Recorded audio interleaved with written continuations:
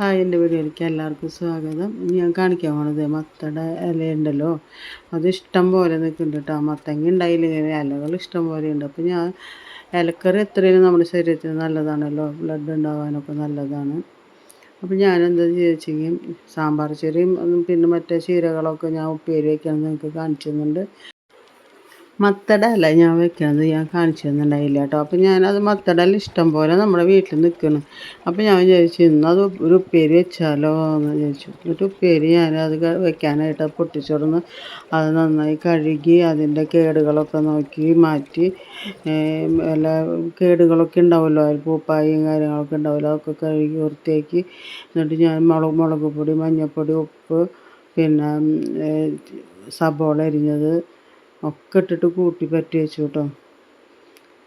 എന്നിട്ട് ഞാനെന്ത് ചെയ്തെന്ന് വെച്ചെങ്കിൽ ഫ്രൈ പാനിൽ കുറച്ച് വെളിച്ചെണ്ണ ഒഴിച്ചിട്ട് പിന്നെ പപ്പടം കാച്ചി. ഞാൻ എന്താ കാരണം വെച്ച് കഴിഞ്ഞാൽ ഞാൻ പറഞ്ഞില്ലേ, നമ്മൾ എന്ത് വറുത്തിടുമ്പോഴായിട്ട് മുന്നേ നമുക്ക് ആവശ്യമുള്ള പപ്പടം ഞാൻ അതിൽ കാച്ചെടുത്തിട്ട് ഞാൻ പിന്നെ അതിൽ വറുത്തിടുള്ളൂ.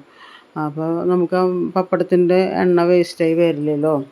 അപ്പോൾ അങ്ങനെ ഞാൻ പപ്പടം എടുത്ത് കാച്ചിയതിന് ശേഷം ഞാൻ അതിൽ കടുക് ഇട്ടു, പിന്നെ ഉണക്കമുളക് ഇട്ടു. എന്നിട്ട് പിന്നെ ഞാൻ എല്ലാം ഇട്ടിട്ട് അതിൽ വലിയിപ്പിച്ചു കേട്ടോ.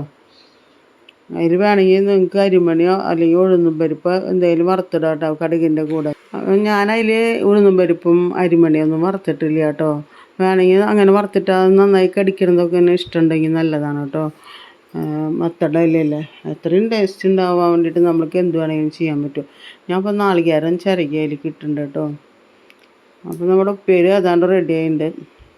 ഞാൻ കുറച്ച് നാളികേരം അതാ മിക്സിയിലിട്ട് ജാറിലിട്ട് ഉപ്പിട്ടു, പുളി ഇട്ടു, ഇനി കുറച്ച് മുളക് പൊടി ഇട്ട് അതിനായിട്ട് മുന്നേ ഒരു മുളകും പച്ചമുളകും ഒരു ചുള ഉള്ളി നന്നാക്കിയിട്ട് അതിലിട്ടുണ്ട് കേട്ടോ. വലിയൊരു ചുള ഉള്ളി ഒരല്ലി എടുത്തിട്ട് നമ്മൾ അതിനെ നന്നാക്കി അതിലേക്കിട്ടുണ്ട്. പിന്നെ മുളക് പൊടി ആവശ്യത്തിന് കേട്ടോ.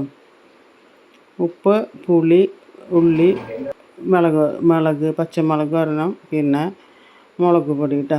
എന്നിട്ട് ഞാൻ എന്താ ചെയ്ത് ഫ്രൈ പാനെ മാറ്റിയിട്ട് ഉപ്പേരി മാറ്റിയിട്ട് വേഗം അതിൽ ഞാൻ കടുക് വറുത്തിട്ട് കറിവേപ്പിൻ്റെ അല്ലെങ്കിൽ കടുകും ഉണക്കമുളകും കൂടിയിട്ട് വറുത്തിട്ട് ഈ അരപ്പുണ്ടല്ലോ അത് അതിലേക്ക് ഒഴിച്ചു വിട്ടാൽ പണ്ട് ഇതിനെന്താ പറയാമെന്ന് എന്നിട്ട് അരച്ചെലിക്ക എന്ന് പറയും, അരച്ചെലിക്ക.